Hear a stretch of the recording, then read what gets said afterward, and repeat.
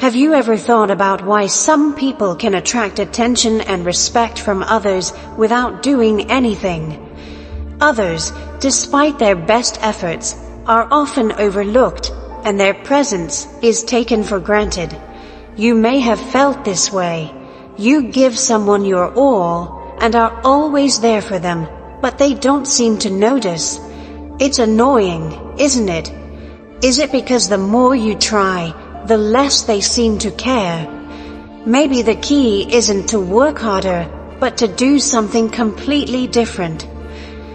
What if the key to making people want to be with you is not giving more, but taking more? Stoicism teaches us a truth that will never change. The more we care about things we can't change, the less power we have over them. This is especially true in partnerships. You will learn 7 powerful ways to master your presence that combine Stoic philosophy with psychological insights in this video. These aren't tricks meant to trick people. They're based on self-worth, emotional freedom, and the subtle power of lack. Stay with me until the end, because that's where you'll find the most powerful realization: how to become truly essential in someone else's life. Let's start.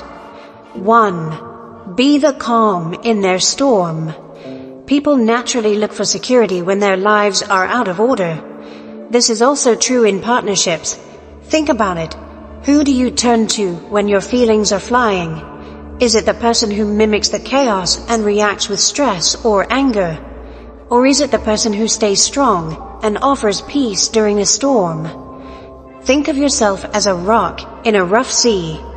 While the waves crash around you, you stand firm. You have power over your mind, not over outside events, said Marcus Aurelius. Know this, and you will be strong. Being able to stay cool when everyone else is losing it is a rare and attractive trait. It's not about hiding your feelings, it's about taking control of them. When you act this calm, people will start to think of you as a place of peace and safety, which is something they will really want when life gets too much. Take a moment to think about the people you know. Are you the calm center, or are you caught up in the storm? To be calm is to remember that acting on impulse only makes things worse when other people involve you in their emotional turmoil. Instead, train yourself to be emotionally self-disciplined, and people will be drawn to your calm. Picture this. Someone close to you is under a lot of stress because of problems at work, in the family, or their own feelings of insecurity. Almost everyone around them either adds to the chaos or gives them empty words of comfort. Instead, what if you showed power in silence? What if just being there with them gave them the security they need without you trying to fix everything? Over time, they'll connect you with a calmness they can't find anywhere else. Their lives will want to be more stable because of you. Does this mean ignoring how hard things are for them? Of course not. Being the calm in their storm doesn't mean being distant or cold. It means giving them something different. A quiet strength that lets them figure things out on their own. The air around you changes when you stay grounded.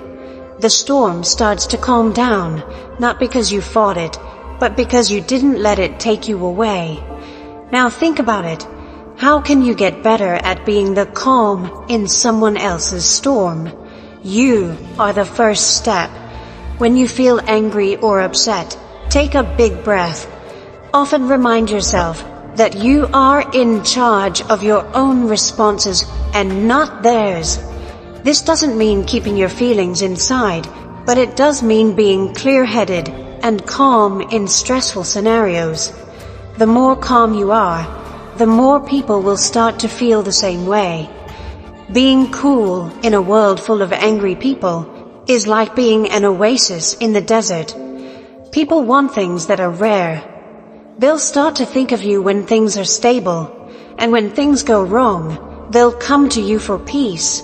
not for answers. This is how people will remember you. But being calm is only the start. That's what something even deeper is built on. 2. Allow them to enjoy freedom. Have you ever squished sand together in your hand to get every grain to stay together? It slips through your fingers faster the tighter you grip it. A lot of the time, relationships work the same way. You push someone away without meaning to when you hold on too tightly and text, call, or get involved in their life all the time. Why? Because people want to be free. People tend to pull away when they feel suffocated. Stoicism shows us how important it is to be detached and reminds us that we can only control our own feelings. Epictetus said it best: freedom is the only goal in life that matter. We win by ignoring things that are out of our control. You give people time to think about your worth when you let them experience not having your full attention all the time. It's not freedom to completely let go. It's about finding a balance so that they can miss you and choose to be with you. Pick out a person you care about. Have you ever thought about whether your constant efforts to stay close are making them move farther away? Think about this. If you're always there, how can they miss you? If you want someone to feel free, you have to take a step back and let them feel your absence. This is not to control them, but to restore balance. Let's say you've always been the first person to reach out, the one to text good morning or check in every night. This routine turns into something we can count on over time, and we all know that things we can count on kill our drive. What do you do when you stop? They might not notice the first day. They might be curious on the second day. They'll start to feel the void by the third. As the quiet gets louder, they start to remember the times they've interacted with you before and realize how important your presence was. You might be afraid that if you take a step back, they'll forget about you. But here's the truth. Were they ever really involved if they don't notice when you're not there? Giving them freedom is not a test of how loyal they are, but of how close they are to you. If they care about you, they'll fill the void you've left and reach out because they miss you, not because they're used to you being there all the time. Why is it important to feel in charge when you let someone experience freedom? It starts with believing in your own worth. You don't have to chase anyone to show how valuable you are. Don't be the first person to text all the time. Wait to respond, not to play games, but to get your time and energy back. Stop making plans for every conversation. Allow them to take the lead instead. These small changes give them the freedom to notice when you're not there and enjoy when you are. Freedom also teaches people an important lesson. Your time and energy are worth something.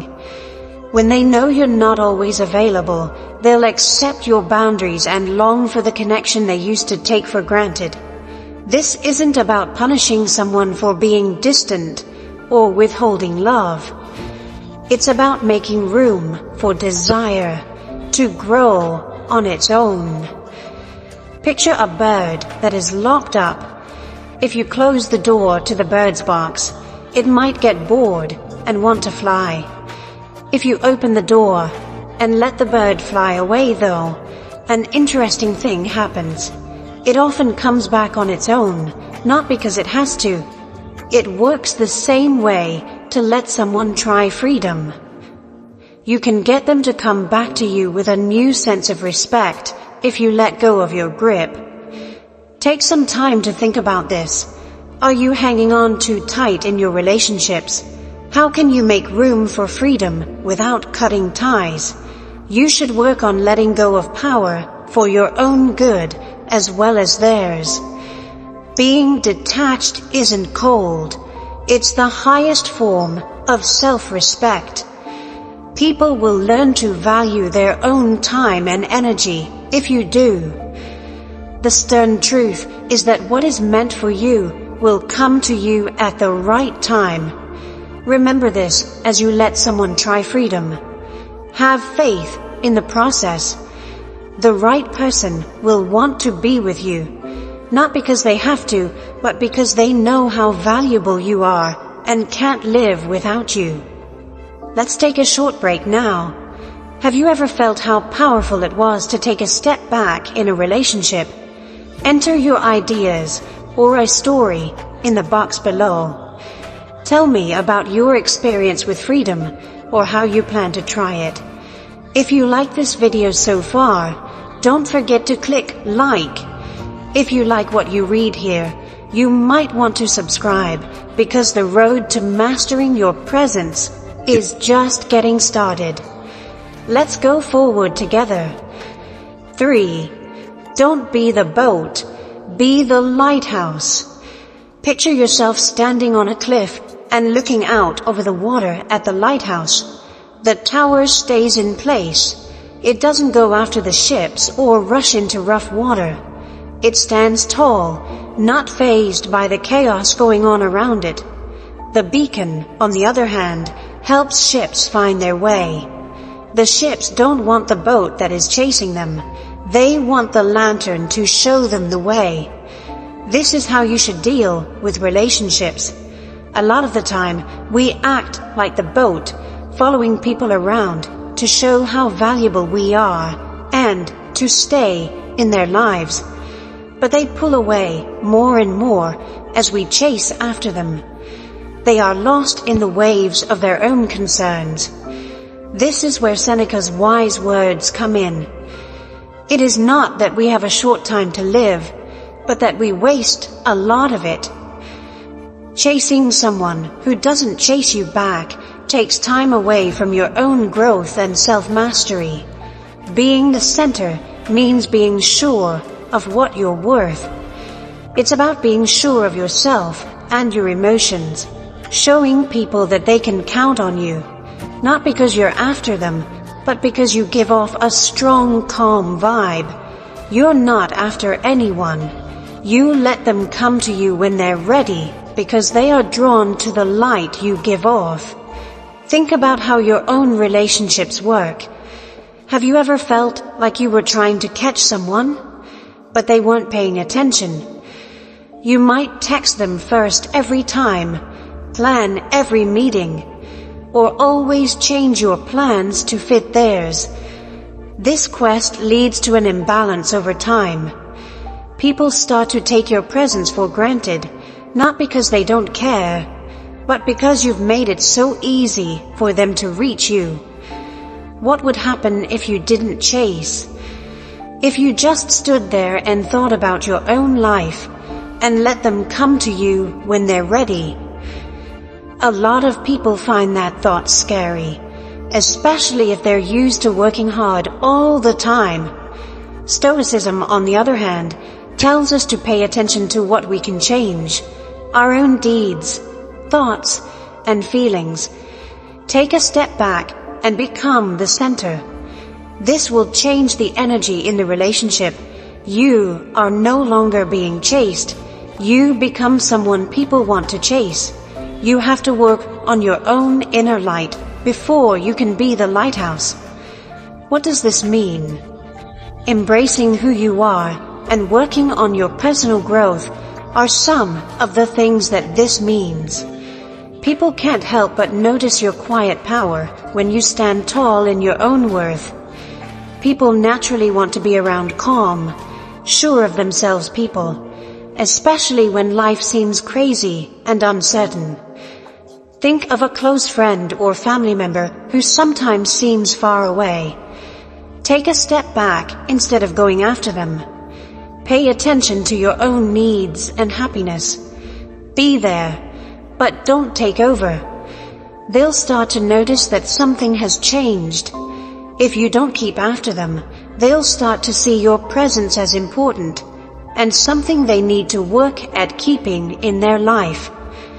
This doesn't mean completely pulling away or not being emotionally open. Being the center doesn't mean playing games or not showing love. It means being a steady, dependable presence without giving up your own pride or peace of mind. You shine, not run. And when you do that, you let other people find their own way to you. Think about how unpredictable life is, stress, choices, and the way your feelings change all the time. In this mess, people want things to be stable. They will be drawn to people who make them feel calm, not people who make things worse. You can offer stability by being the lighthouse. This shows them that your presence is a source of advice, which they shouldn't take lightly. This change might feel strange at first. You might wonder if they'll move farther away on their own. Remember that if they really care about you, they'll come back. Not because you made them, but because they know they need the light you give them. Absence makes things clear. You give them a chance to experience life without your steady effort when you stop chasing them, and they will want you even more when they are in that place. The strongest link in a relationship is when both people choose to be there, not because they have to or because they feel guilty, but because they want to be there. You make this happen by being the guide. You stay strong and confident, letting them come up to you, not because you're chasing them, but because they like the person you've become. Take some time to think about this idea. Being chased when you should be shining. What would happen if you believed in your own worth enough to stop chasing other people? If you just stood there, what would happen? Would they see you for the light that you are? The next step holds the answer. Its light changes the beat of the waves around it as it stands tall. Next, we'll talk about how changing your rhythm in relationships can make people want to be with you more and make your presence unique. 4. Change the beat.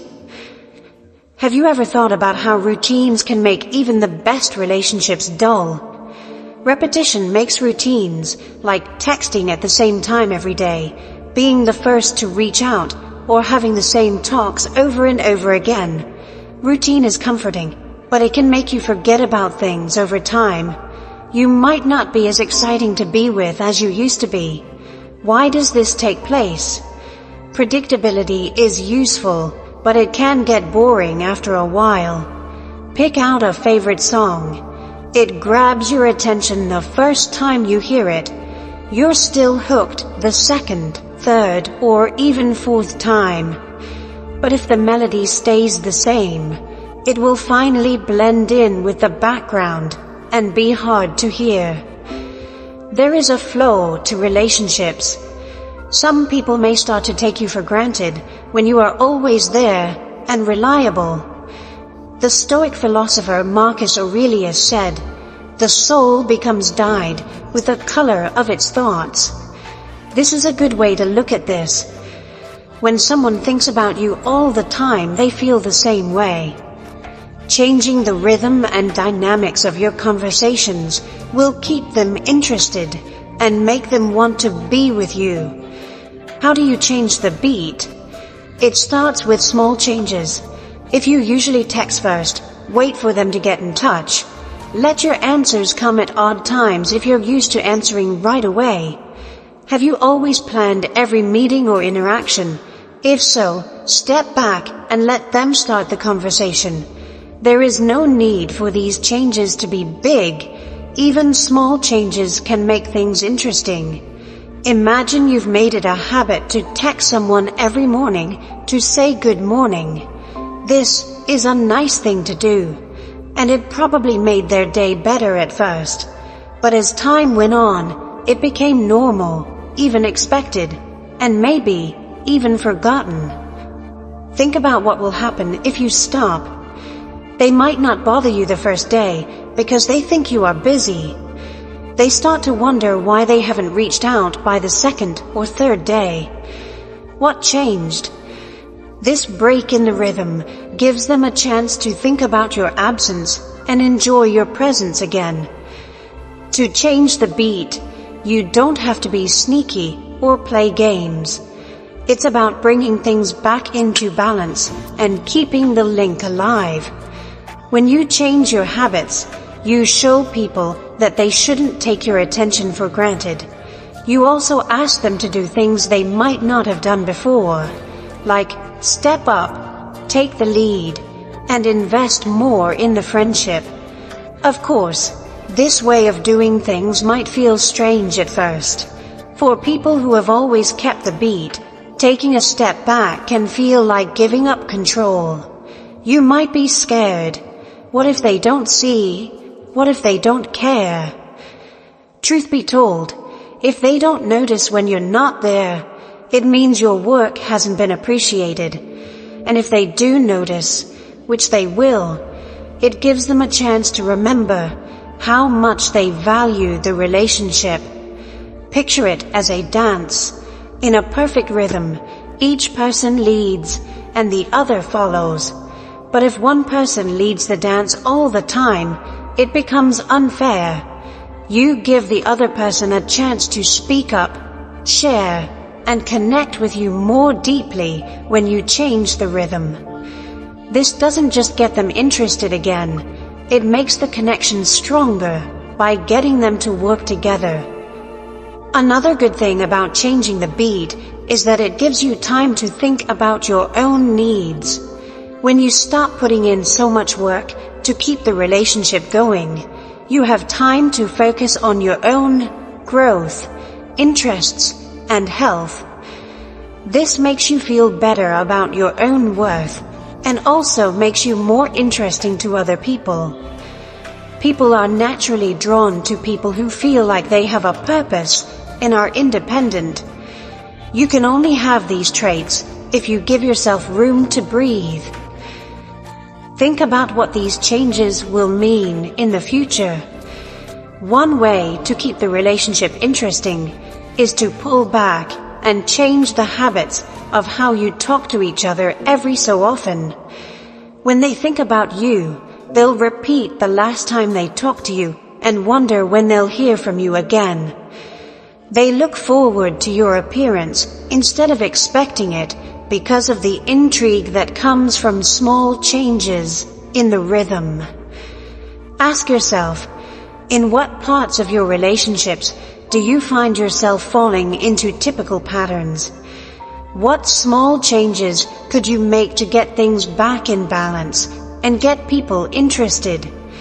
You can find the answers if you are ready to believe the power of the unexpected, accept what you don't know, and let go of the safety of routine. When you change the beat, you make people want to see you with new eyes and crave the relationship they used to take for granted. When you step into this dynamic, the energy in your relationships will start to change, naturally making room for more love and respect. But the beat is only one part of the puzzle. We'll talk about an even more powerful principle next: how to change yourself into something unique and captivating, like the moon that lights up the night sky. 5. Don't be like the sun, be like the moon. On a clear night, have you ever looked up at the moon? Its soft, mystery glow draws you in, without you even having to try. Part of its beauty comes from how rare it is. The sun doesn't always shine. The sun is always there and dependable, but the moon's appearance feels unique, which is exactly why people are so interested in it. Now think about how you act with other people. Are you always there like the sun, present and shining, and ready all the time? Or like the moon, do you only show up at important times, making people curious when you're not there, and making them long for your return? Stoicism tells us that worth comes from scarcity, so this difference is important. When something is always available, it becomes normal. Things that are rare become valuable. Seneca's words of wisdom. To get right to the point, we don't have little time left to live, we just waste a lot of it. You only have so much time and attention, and how you spend them decides how valuable they are. People might start to think they are less important if you give them away all the time. But if you only show up sometimes, and on purpose, people will value your appearance. Imagine having someone in your life who texts, calls, or reaches out to you all the time. You might like how consistent they are at first, but after a while, it might not feel as special that they are always there. Now, compare that to someone who just shows up out of the blue and makes an impact that lasts. Their time and attention are valuable, not because they're holding back, but because they make good use of them. Who stands out more? Being like the moon doesn't mean pulling away or becoming detached. It means planning to be there. Show up at important times, when your presence will make the most difference. When you're there, give your full attention. Then, take a step back and let the other person think about how important your presence was. This balance between being present and taking a step back is what makes relationships interesting and alive. How, though, can you follow this idea without letting your relationship slip? It starts with knowing yourself. Do you give too much of myself too often? Are the things I do motivated by a need to be accepted? Or am I really connecting with others in a useful way? You can start to pull back once you realize where you're going too far, not out of spite or to trick someone, but because you respect your own energy and worth. Think about a recent chat. Are you afraid that stopping it too soon will make you look like you're not interested, so you stayed longer than you needed to? Did you text someone right away after they replied, not giving them time to think or miss you being there? What if you kept the talk going strong and made them want more? What if you let them think about what you said and look forward to the next time you talk to them? It can feel risky to make this change. You might be scared. What if they stop being interested? What if they stop trying to get in touch? But here's the truth. The right people will notice when you're not around and will want you to come back. And if someone doesn't notice, it means they didn't value your presence. When you accept that you are like the moon, you give other people a chance to miss you and think about how your presence makes their life better. People will remember the times you've talked to them, how nice you are, and how you make them feel. And as they think about you, they'll start to long for your return. How can you start using this idea right now? Start out small. If you normally text someone several times a day, cut it down to one important message. Maybe they'll reach out to you first next time, instead of you always making plans. Instead of being present all the time, focus on making your appearance matter. Over time, you'll realize how much more important your presence is when it's not always easy to get to. Let me hear from you now. When you step back and let other people come to you, it can be very powerful. Leave a note with your thoughts or a story. I'd love to hear how this relates to your life. Click like to let me know that this word is getting through if the idea of being like the moon has touched you. If these ideas are useful to you, please subscribe to continue on this journey. There is a lot more to learn. We'll talk more about how small, thoughtful actions can have a big effect and make your presence truly unforgettable in the next part. 6. Grow seeds. Allow them to grow. Have you ever thought about how small actions can stay with you for a long time? A thoughtful act, an unexpected praise, or a kind word often stays with us and grows into something bigger than the moment it happened. Putting down roots in relationships has this kind of power. It's not about giving someone too much care or big displays of love all the time. Instead, it's about giving them moments that matter and that grow in their mind and heart over time. Stoicism tells us to focus on doing things that matter instead of wanting things right away. Do not waste any more time arguing about what a good man should be, says Marcus Aurelius. Be one. When it comes to relationships, this means letting your actions speak for themselves, sowing small seeds of connection that grow into something bigger on their own. Do you give someone everything at once when you're with them in order to make an effect that will last?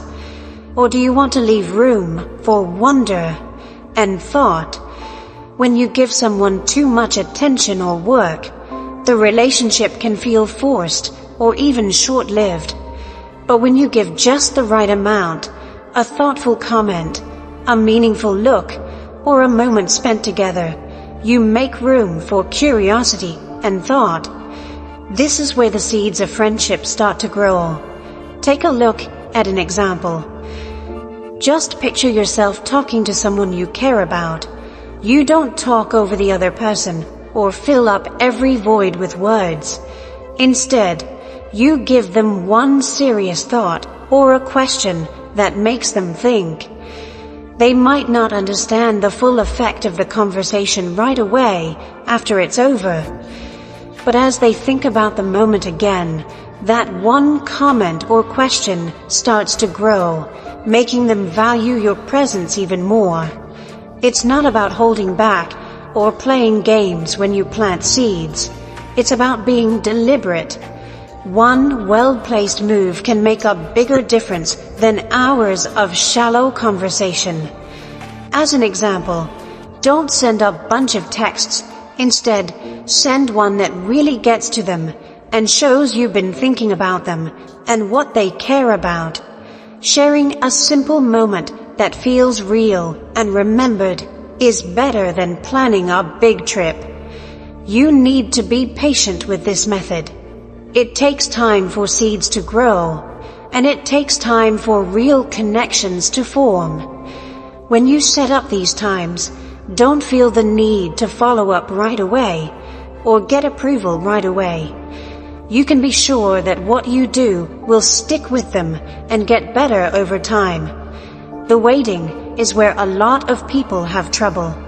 Stoicism, on the other hand, says that we grow when we let go of power and let things happen as they will. You should know how powerful understatement can be. It's not necessary to constantly tell someone that you are there.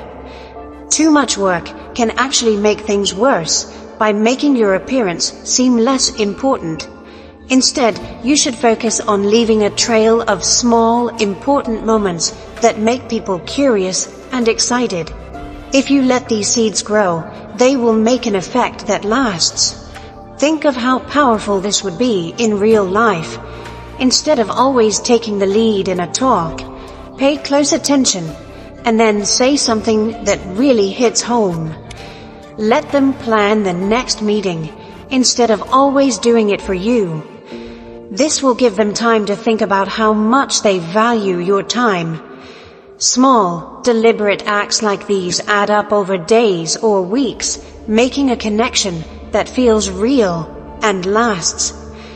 Picture a garden. People who garden don't hover over each seed and wish it would grow faster. Nature will take its course, so they put it, water it, and step back. It works the same way with relationships. By spreading seeds and letting them grow, you'd change the situation so that your presence is more valuable, desired, and loved. There are times when this part of being patient is the hardest. Sometimes people wonder if the seeds they plant will ever grow. But Stoicism tells us to focus on what we can change, our deeds and intentions, rather than what will happen. Marcus Aurelius said, "The fruit of this life is good character and acts for the common good." If you plant seeds of kindness, thoughtfulness, and authenticity in your relationships, they will grow naturally without you having to force or manipulate them.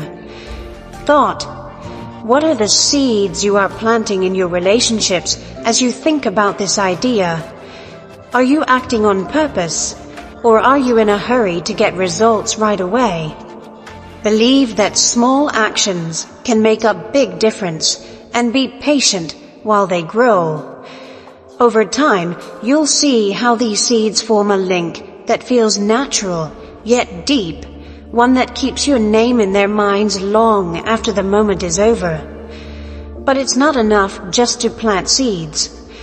In the next part, we'll talk about the art of being unforgettable, how to have a presence that draws people in naturally, like how the moon draws people in to the night sky.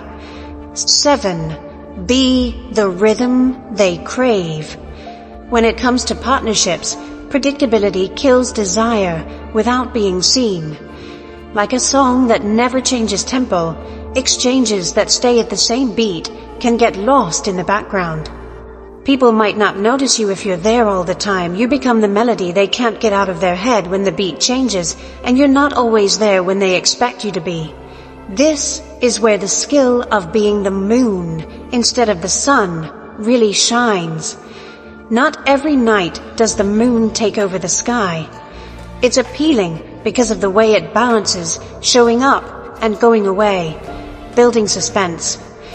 Stoicism tells us that what's valuable grows when it's scarce. Things that are seen too often become normal, but things that are seen very rarely stay amazing. To live by this idea, you need to know how important timing is. Like music, relationships need flow and breaks. You don't leave any room for anticipation when you're always approachable and the one who makes the first move. But when you take a step back, even if it's just for a moment, you change the pace and give people a chance to think about what they miss about you. Think about someone who texts you at the same time every day. It's comforting at first, but after a while, it becomes part of the pattern and something you expect instead of enjoying. Let's say they skip a day. That lack changes the beat, which makes you pay attention. You begin to question why they didn't try to get in touch. You notice things you had been taking for granted after that break or small change. To be the beat someone wants, you don't have to play games or hold back in order to control them. It's about getting things in balance. When it matters, show up in a meaningful way, but then take a step back and let curiosity and desire grow. This pace keeps relationships interesting and keeps your presence from becoming dull. How do you make this beat? First, look for patterns in the way you connect with others. Are you always the one who starts a conversation? Do you always answer right away?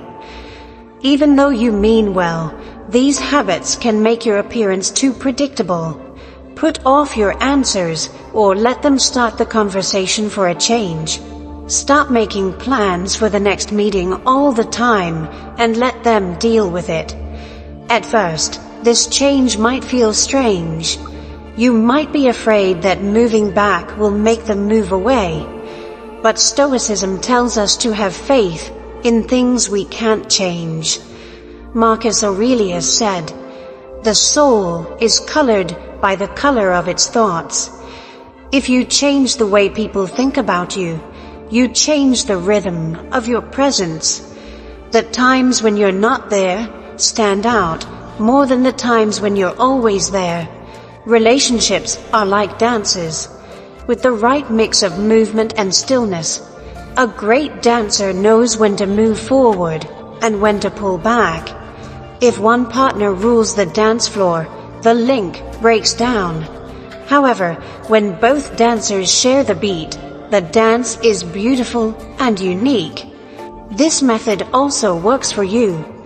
When you take a step back, you give yourself time and room to focus on your own growth, your interests, and your peace. This focus on yourself isn't selfish, it's necessary. Getting ready for the relationship helps you be your best self. So when you do show up, your presence is powerful and important. Think about how your relationships work. Are you giving too much too often?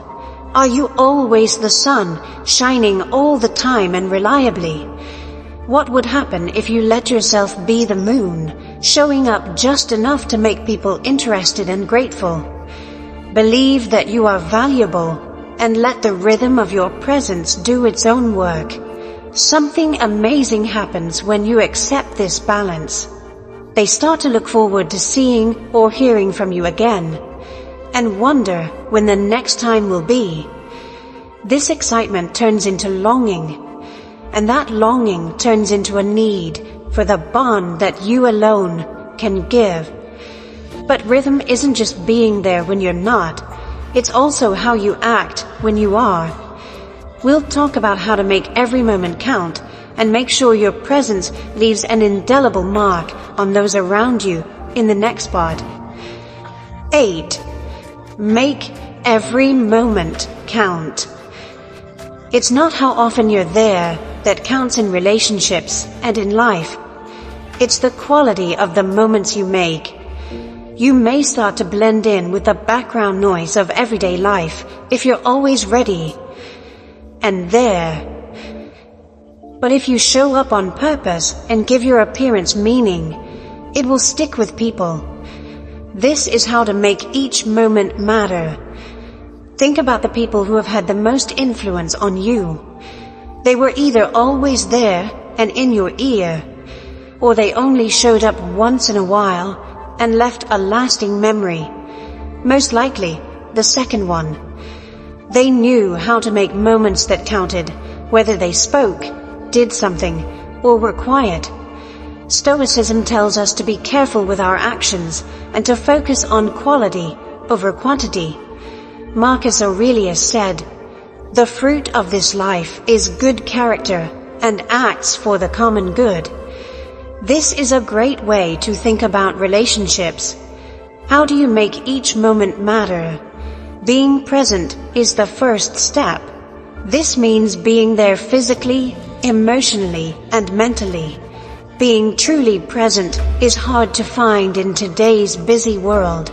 Are you really with someone? Or are your thoughts or a screen taking your attention away? You send a strong message when you give someone your full attention. You matter to me. This can turn a simple conversation into something important. But just being there isn't enough to make an effect that lasts. Pay attention to making moments that stand out. This doesn't mean big plans or grand actions. People remember the little, caring things that happen. A praise given at the right time, a laugh shared, or even just some quiet time can mean more than a gift. Instead of the usual good morning text, send something that shows you know them, like a memory, a joke you both know, or a thoughtful comment. Instead of talking about random things, show that you're interested in their life, their dreams, and their thoughts by asking them questions. As we talked about earlier, these small acts of bonding grow into something much bigger over time. However, keep in mind that staying too long doesn't mean making every moment count. Leave conversations while they're still lively and full of energy.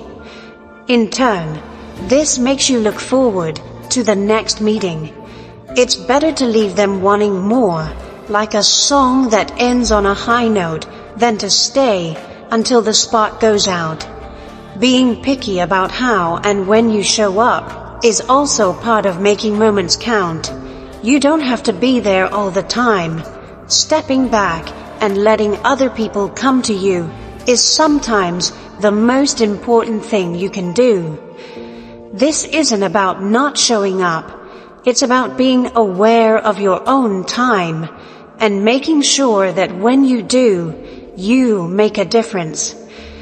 Think about how this way of doing things changes interactions. Your appearance becomes something people look forward to when you show up less often, but with more purpose. They start to connect you with times of connection, meaning, and importance. This leaves an effect that lasts long after you're gone. This idea is also good for you. Focusing on the quality of your relationships will free you from the stress of being available all the time. You get back time for yourself, your interests, and peace. This fits with Stoic wisdom, which stresses how important it is to live consciously and pay attention to what really counts. Think about how you can make your appearance more important. Do you give other people your time and energy just because you always do, or do you do it on purpose? Think about the times when your relationships were at their strongest. What was unique about them? How can you make more of those times and let go of the ones that feel like they're a must? Your relationships change when you make every moment matter. You go from being a regular presence in the background to someone whose absence is felt and whose presence is sought after. You make relationships that are deeper, more real, and last longer when you're craving something. Let's think about the trip we've been on together. From being the calm in the storm to getting used to the rhythm of absence. Every principle we've looked at leads to this ultimate truth.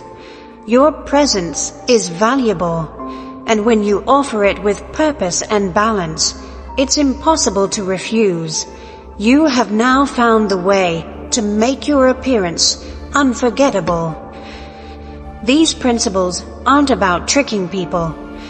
They're about taking back your power, knowing how valuable you are, and making relationships that are healthy and important. You're getting closer to being the person they want, not because you're chasing them, but because your presence speaks for itself. Allow others to taste freedom. Be the center, or plant seeds that will grow over time. Now, it's your turn. Think about what you've learned, and use what you've learned in real life. Drop your ideas in the box below. How are you going to start being someone that people want to be around? Remember to subscribe so you don't miss another step on this journey of growth and change. If this video touched you, please click the like button to show your support. Thanks for being here with me today. I hope you have strength, peace, and the self-assurance to know how valuable you are. Take care until we talk again. And remember, you are the spark they want.